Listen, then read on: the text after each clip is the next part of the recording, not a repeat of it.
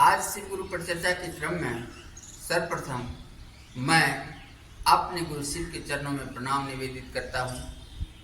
साहेब हरिद्रानंद दीदी नीलम आनंद के चरणों में प्रणाम निवेदित करता हूँ। अपने सीनियर गुरु भाई संजय कुमार यादव के चरणों में प्रणाम निवेदित करता हूँ। यहाँ उपस्थित तमाम गुरु भाई गुरु बहना के चरणों में प्रणाम निवेदित करता हूँ। शिव शिष्य मनोज कुमार का प्रणाम स्वीकार हो। आज शिव गुरु परिचर्चा का प्रसंग है, शिव को गुरु क्यों बनावें और शिव चर्चा की शुरुआत कैसे करें, शिव से दया कैसे मांगें। यह 3 छोटा छोटा सा प्रश्न एक साथ मैं अपने गुरु आदेशित आप सबों के सम्मुख शिव चर्चा का प्रसंग रखने जा रहा हूं। हम गुरु भाई गुरु बहना ऐसे बहुत हैं जो हम सिर्फ अपने बारे तक ही ज्ञान को सीमित रख रहे हैं और ज्ञान अनंत है।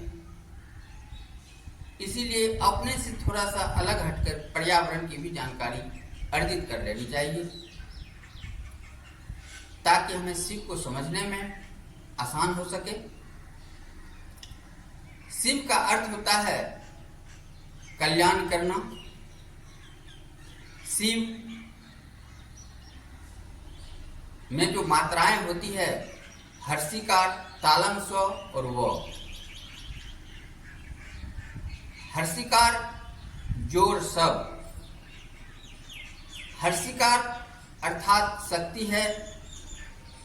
शक्ति और सब के मिलन से शिव होता है। ऐसे प्राणी जिसमें सजीवता का बोध कराने की ऊर्जा, प्रकृति प्रदत्त ऊर्जा है, वह शिव है। यह प्रकृति प्रदत्त ऊर्जा किसी भी जीव को निर्जीव में बदल सकता है। अगर उसमें उपस्थित है तो वह सजीव है, वह शिव है। अगर उससे वह ऊर्जा निकल चुका हो तो वह निर्जीव हो जाता है, सब हो जाता है। वह न अपना कल्याण कर सकता है न जग का कल्याण कर सकता है। इसीलिए शिव का व्यापक रूप मैंने अपने गुरु आदेशित बातों को रखा है।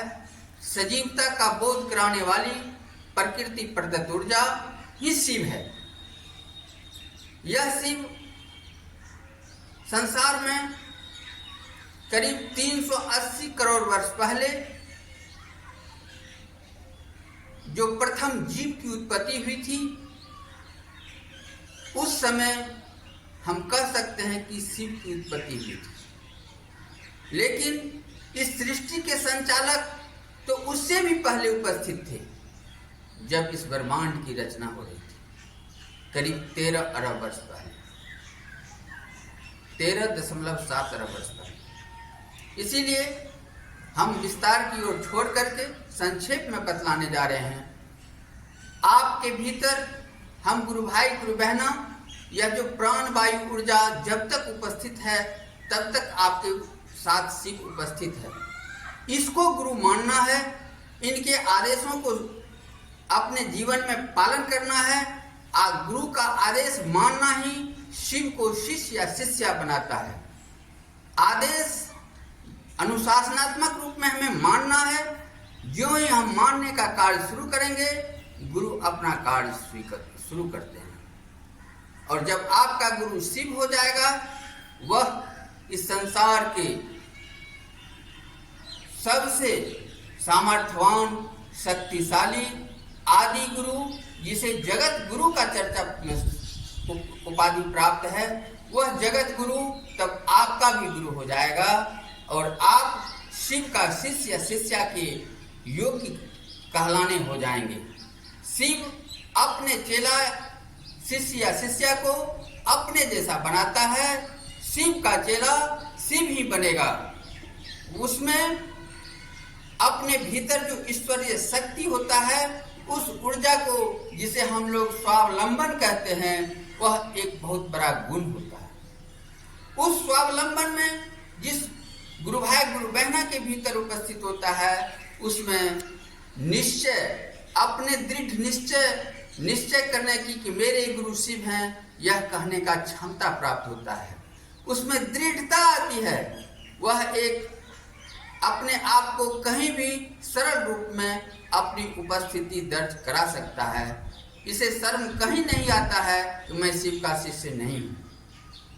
अगर जिस तरह किसी व्यक्ति को माता पिता का नाम पूछा जाता है तो शर्म नहीं आता है, उसे भी अगर उसे आध्यात्मिक गुरु की पहचान कराने की बात आता है तो उसे तनिक भी शर्म व संकोच नहीं आता है।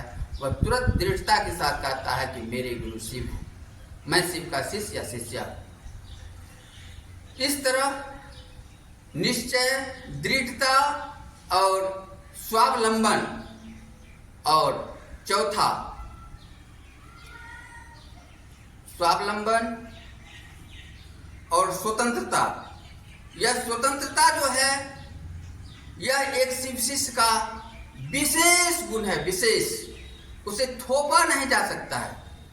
उसके भीतर बैठे हुए शिव जो है, जिससे वह मार्गदर्शित होता है, जिसके अनुशासन में वह कार्य कर रहा है, उसे जो अभिप्रेरित करता है, उस कार्य को अंजाम देने के लिए शिष्य होने के नाते सदैव तत्पर रहता है।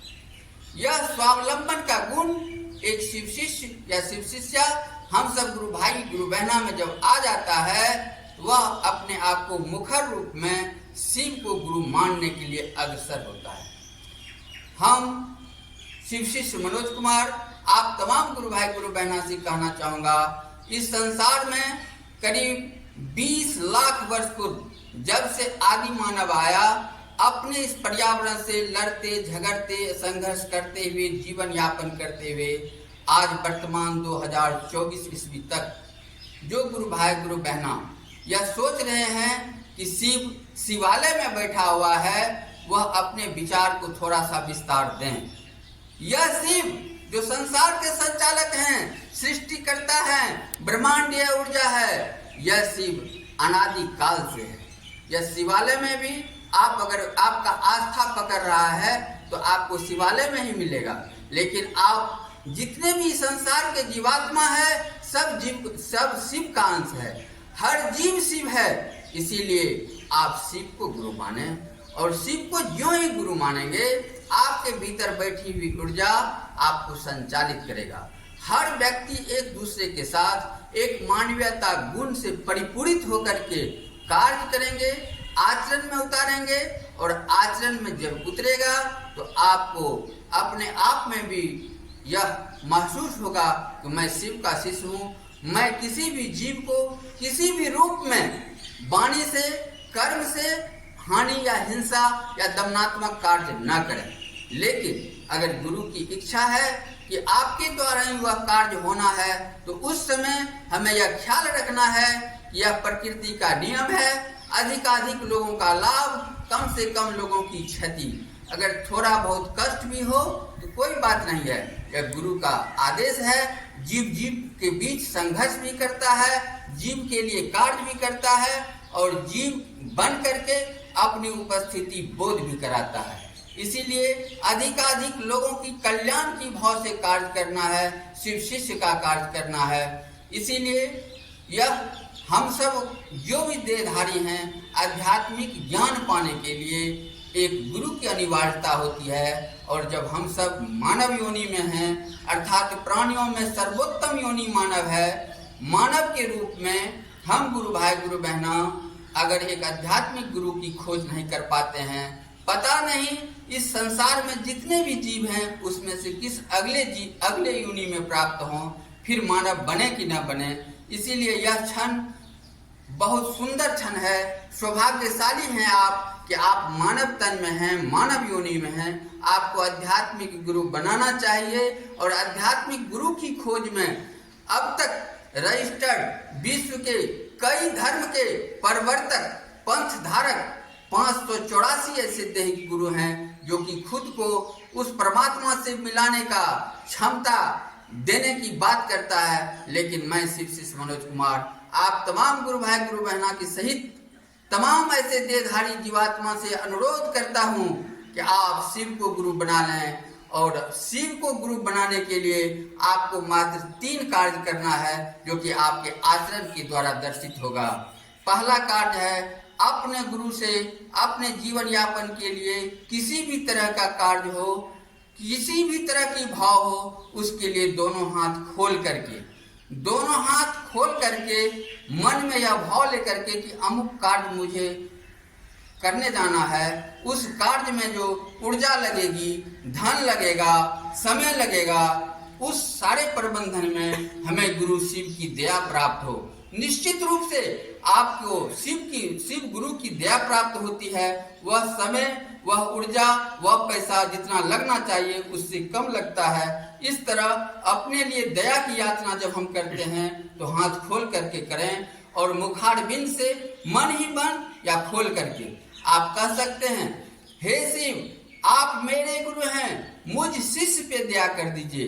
अपने लिए संबंध जोड़कर, उस शिव से संबंध जोड़कर कि मैं आपका शिष्या हूँ, संबंध जोड़कर अपने लिए गुरु शिव से दया की याचना करें। और इस तरह गुरु शिव से हम दया की याचना करते हैं। यह पहला सूत्र है। दूसरा सूत्र है, दूसरों से जो व्यक्ति आज तक शिव को गुरु नहीं माना है, शिव चर्चा क्या होता है नहीं समझा है, ऐसे व्यक्तियों से जब शिव की बात करते हैं तो हाथ जोड़ कर निवेदन पूर्वक उससे अनुरोध करें कि हे गुरु भाई, आपने आज तक अगर एक आध्यात्मिक गुरु बनाने, आध्यात्मिक ज्ञान पाने के लिए गुरु नहीं बनाया है, तो मैं आपसे अनुरोध करता हूँ कि आप शिव को गुरु बना लें। मेरे गुरु शिव हैं, आपके भी गुरु शिव हो सकते हैं। बस इतना ही अनुरोध करना, यह शिव चर्चा है, यानी शिव की चर्चा है। आपने उस बातों को दूसरे तक पहुंचाया, यह कथा के द्वारा भी हो सकता है, भजन के द्वारा भी हो सकता है, अनुरोध के द्वारा भी हो सकता है। यही चर्चा है, यही दूसरा सूत्र है। और तीसरा सूत्र है, अपने गुरु देवादिदेव महादेव, विश्व संसार के संचालक, सृष्टिकर्ता, जिस शिव को आपने गुरु बनाया है, उस गुरु के प्रति आपकी आस्था बने रहे। उस महेश्वर कल्याणकारी शिव के प्रति आपका ध्यान लगा रहे। हर कर्म आपका उसके लिए हो, वह आपके लिए कार्य करे, इस तरह का भाव जुड़ा रहे। इसके लिए जिस तरह हम लोग आज के डेट में मोबाइल को रिचार्ज करते हैं कुछ घंटों पर, उसी तरह हर 24 घंटे के अंदर आप अपने गुरु को नमः शिवाय पंचाक्षरी मंत्र से नमः शिवाय कम से कम 108 बार, अधिकाधिक आप अपनी सक्षमता के ऊपर निर्भर करता आप कितनी बार अपने गुरु को प्रणाम निवेदित करेंगे। अगर एक भी नमन आपका स्वीकार हो जाता है तो वह बहुत बड़ा चमत्कारिक परिणाम लेके आएगा। इस तरह यह 3 सूत्र हम गुरु भाई गुरु बहना के जीवन में जब उतर जाता है तो आप शिव शिष्य या शिव शिष्या कहलाने के योग्य हो जाते हैं। और यहाँ पर कहने की बात है, शिव चर्चा की शुरुआत कैसे करें? बहुत आसान सी बात है। बस 2 व्यक्ति चाहिए, एक कहने वाला, एक सुनने वाला। बस 2 व्यक्ति जहां हो जाए वहां आप शिव की चर्चा शुरू कर सकते हैं। उसके लिए करना क्या है? बस अपने गुरु को याद करना है, मने मन स्मरण करना है और शुरू हो जाना है। गुरु की आदेशित वे सारे ज्ञान आपके भीतर उतरना शुरू हो जाएगा और सामने वाले को आप समझाते चले जाएंगे। वे जो भी प्रश्न करेंगे वह शिव के द्वारा आपको ज्ञान प्रदान करते चला जाएगा और आप कहते चले जाएंगे। जब बात खत्म हो जाएगी तब सुनने वाला और देखने वाला स्तब्ध हो जाता है। यह अमुक व्यक्ति की अवस्था तो बहुत कम है, लेकिन उन्होंने शिव की बातें जो कही है वह कहीं तो विचारणीय है। इसीलिए हम सब यह जानते हैं कि शिव शिष्यता एक विचार है, यह भाव का खेला है। आपका भाव जैसे शिव शिष्य मतलब गुरु और शिष्य के रूप में संबंध जोड़ता है, खेल शुरू हो जाता है। आपका आचरण परिमार्जित होना शुरू हो जाता है। आपका हर एक कार्य शिव शिष्यता की ओर बढ़ने लगता है। आपके द्वारा हर कर्तव्य शिव को समर्पित होता है। इस तरह शिव चर्चा की शुरुआत करने के लिए बस कहीं भी, यह जरूरी नहीं है कि उसके लिए मंच होना चाहिए, उसके लिए बहुत सारे लोगों के बीच होना चाहिए, स्पीकर होना चाहिए, यह जरूरी नहीं है। शिव चर्चा की शुरुआत के लिए बस 2 मानव जो कि बात एक सुन सकता है, एक सुना सकता है, होनी चाहिए और शिव चर्चा की शुरुआत किया जा सकता है। शिव चर्चा की शुरुआत में दया मांगने के लिए अपना हाथ खोल करके दया मांगना है। दूसरे से अनुरोध करने की बात है तो हाथ जोड़ करके करना है। और नमः शिवाय पंचाक्षरी मंत्र के लिए आप रुद्राक्ष की माला का भी उपयोग कर सकते हैं। यथासाथ आप अपने गिनती को याद रखने के लिए जिस साधन का उपयोग समझें वैसे भी कर सकते हैं, या एक अमुक लिमिट कर लें कितना मिनट तक मुझे मन को एकाग्रचित करके अपने गुरु से संबंध जोड़ करके नमः शिवाय करना है, कर सकते हैं। परिणाम सब में आता है, परिणाम आपके भाव पे आता है। आप जिस भाव से अपने गुरु को याद करेंगे उसी भाव से गुरु की दया आप पे बरसेगी। इस तरह शिव को गुरु क्यों बनावें? क्योंकि शिव अदृश्य सत्ता है, मानव और देहधारी नहीं है। यह आपके भीतर बैठी हुई ऊर्जा ही शिव है। इसको पहचानना है और इसको जिस दिन आपने पहचान लिया, अपने शिव से ज्ञान प्राप्त होना शुरू हो जाता है और आपके हर एक कार्य में शिव गुरु की दया सदैव साथ रहती है। शिव चर्चा की शुरुआत करने के लिए बस दो मानव की जरूरत है, एक उचित अवसर की जरूरत है और शिव से दया कैसे मांगे वह भी मैंने बतला चुका है। इस तरह से अपने गुरु से आदेशित इन तीनों वाक्य से यथासाध्य मैंने शिव शिष्य मनोज कुमार जो विश्लेषण किया है, आप तमाम गुरु भाई गुरु बहना को अगर अच्छा लगे तो मेरा चैनल शिव शिष्य बने को सब्सक्राइब करेंगे और लाइक करेंगे, मेरा विनम्र अनुरोध है। इन तमाम चर्चाओं को अंतरिक्ष साम्राज्य को संप्रेषित कर रहा हूँ। जय महादेव।